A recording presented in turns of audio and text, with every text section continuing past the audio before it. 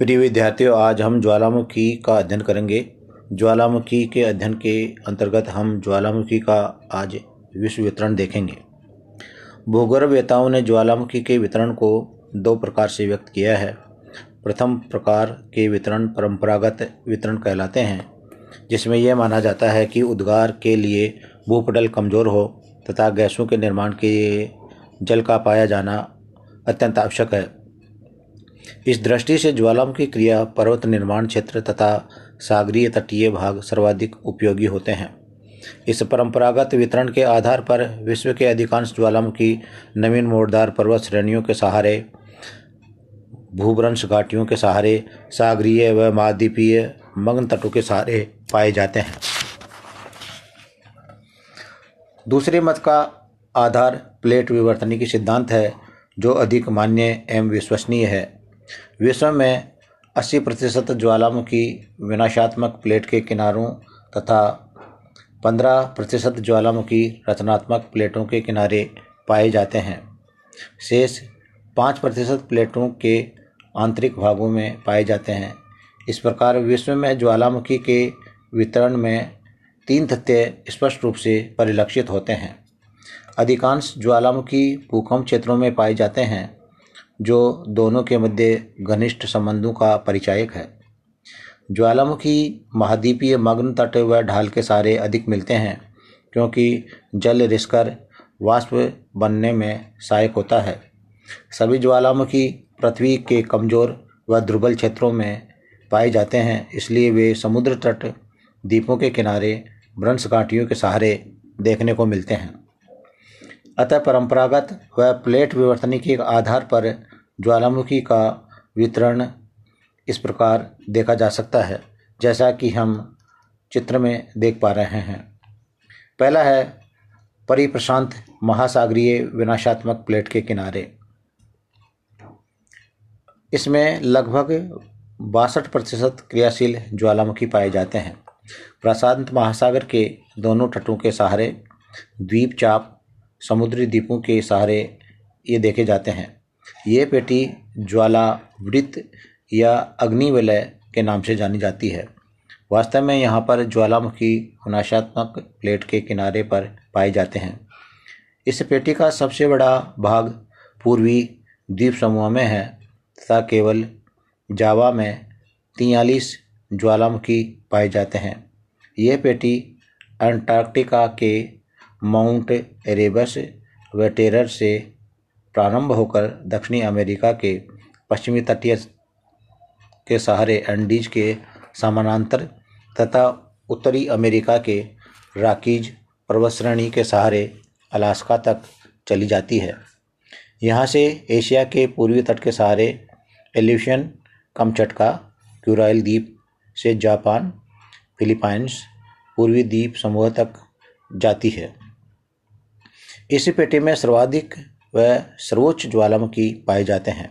इसमें विश्व का सर्वाधिक ऊंचा ज्वालामुखी कोटोपैक्सी स्थित है। इसके अलावा माउंट ताल, वर्मयान, जो कि फिलीपाइन द्वीप समूह में स्थित है, संयुक्त राज्य का सस्ता, रेनडियर व हुड तथा चिली का चिम्बोरेंजी प्रमुख ज्वालामुखी हैं। इस संपूर्ण पेटी को fire grid of the Pacific Ocean या fiery ring of the Pacific के नाम से जाना जाता है। दूसरे जो इसका वितरण है विश्व के स्तर पर, वह है मध्य महाद्वीपीय प्लेट अभिसरण पेटी। इस पेटी का आरंभ रचनात्मक प्लेट किनारों यानी मध्य अटलांटिक महासागरीय कटक के अपसरण से होता है। आइसलैंड के हेकला पर्वत से यह पेटी प्रारंभ होती है तथा यहाँ पर दरारी कई प्रकार के ज्वालामुखी पाए जाते हैं। आइसलैंड से यह पेटी स्कॉटलैंड से होते हुए कनारी द्वीप तक पहुँचती है। यहाँ से इसकी मुख्य रूप से 2 शाखाएँ हैं, जिसकी एक शाखा अटलांटिक महासागर होती हुई वेस्ट इंडीज को चली जाती है तथा दूसरी शाखा पुनः विभाजित है, एक अफ्रीका की भूभ्रंश घाटी के सहारे तथा दूसरी मुख्य शाखा स्पेन, इटली, काकेशिया होते हुए हिमालय पर्वत के सहारे बर्मा तक चली जाती है। यहाँ से दक्षिण पूर्व में मुड़कर पूर्वी द्वीप समूह में परिप्रशांत पेटी से मिल जाती है। इस प्रकार यह मध्य महाद्वीपीय पेटी अल्पाइन हिमालय के सहारे स्थित है। इस पेटी में 22% ज्वालामुखी फैले हुए हैं।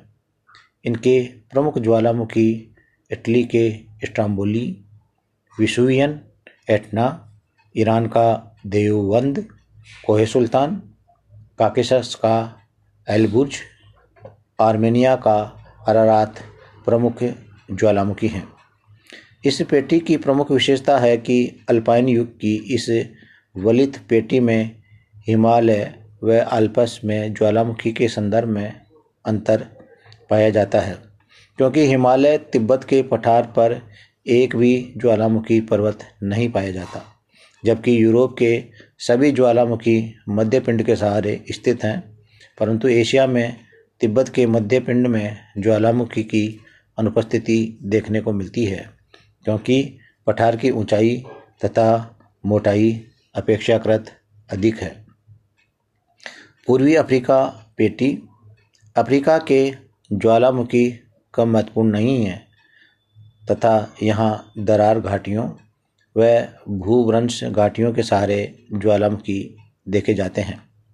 ये पेटी फिलिस्तीन से चलकर लाल सागर, अफ्रीकन रिफ्ट को पार करती हुई मेडागास्कर तक पहुँचती है। यहाँ 3% क्रियाशील ज्वालामुखी पाए जाते हैं। अफ्रीका की रिफ्ट घाटी में सभी जगह ज्वालामुखी नहीं पाए जाते, जबकि यह एक कमज़ोर भाग है। और टांगानिका झील अत्यधिक गहरी बेसिन में है, परंतु यहाँ ज्वालामुखी नहीं पाए जाते। यहाँ के प्रमुख ज्वालामुखी पर्वत श्रेणियों में किलिमंजारो, मेरुरातगन, विरंगा, रग्बी, तिबेस्ती, तेलेकी, न्यामुरागिरा, दोनों लेंगाई व मेडागास्कर में रियूनियन है। दक्षिणी अफ्रीका में माउंट कैमरून एकमात्र जागृत ज्वालामुखी के रूप में देखा जा सकता है। मध्य अटलांटिक महासागरीय कटक किनारे की पेटी, इसे महासागरीय कटक पेटी के नाम से भी जाना जाता है, जिसमें 10% क्रियाशील ज्वालामुखी पाए जाते हैं। इस पेटी में महासागरीय कटक के सहारे जहाँ 2 प्लेटों के अपक्षरण होता है, वहाँ ज्वालामुखी पाए जाते हैं। कटक के सहारे भ्रंशन की क्रिया होती है, जिसका प्रभाव भूपटल के नीचे दुर्बलता मंडल पर देखने को मिलता है। दुर्बलता मंडल के बेसाल्ट्स व पेरिडोटाइट मैग्मा ऊपर उठते हैं तथा विपरीत दिशाओं में गतिशील प्लेटों के मध्य निर्मित दरार में पहुंचकर दरारी उद्भेदन के रूप में बाहर निकलते हैं। मध्य अटलांटिक कटक के सहारे यही क्रिया सबसे अधिक महत्वपूर्ण है। यह पेटी उत्तर में आर्कटिक महासागर के स्पिटरुबर्जन से लेकर अफ्रीका महाद्वीप के तट के पास सेंट हेलेना के दक्षिण में त्रिस्तान दा कुन्हा द्वीप, जो कि अफ्रीका के पश्चिमी दक्षिणी तट के पास स्थित है, वहाँ तक विस्तृत रूप से फैली हुई है। अंतरा प्लेट ज्वालामुखी। यद्यपि प्लेटों के मध्य में ज्वालामुखी क्रिया होने के उदाहरण बहुत कम देखने को मिलते हैं। प्रशांत महासागरीय प्लेट में 3 ज्वालामुखी श्रृंखलाएं पाई जाती हैं, जिनमें हवाई द्वीप से उत्तर पश्चिम में कमचटका तक विस्तृत रूप से देखी जा सकती हैं, जिसमें हवाई द्वीप पर सक्रिय ज्वालामुखी हैं। शेष में शांत व जलमग्न ज्वालामुखी हैं। टूजो विल्सन ने महासागरीय कटकों के लिए उष्ण स्थल सिद्धांत हॉटस्पॉट थ्योरी प्रतिपादित की है। महाद्वीपीय प्लेटों में ज्वालामुखी क्रिया हुई है, जिसमें कोलंबिया पठार का निर्माण, दक्कन के पठार का निर्माण, दक्षिणी अमेरिका के पराग पठार का निर्माण, बेसाल्ट दरारी उद्गारों द्वारा प्रतिबिंबित हुआ है। अफ्रीका के भ्रंश घाटी के ज्वालामुखी भी अंतरा प्लेट ज्वालामुखी के उदाहरणों के रूप में देखे जा सकते हैं। जैसा कि हम चित्र में देख पा रहे हैं, प्रथम चित्र के अंतर्गत प्लेट विवर्तन सिद्धांत के अनुसार ज्वालामुखी पेटियों को प्रकट किया गया है तथा द्वितीय चित्र के अंतर्गत ज्वालामुखी की मुख्य पेटियों को संसार के विभिन्न भागों के अंतर्गत परिलक्षित किया गया है।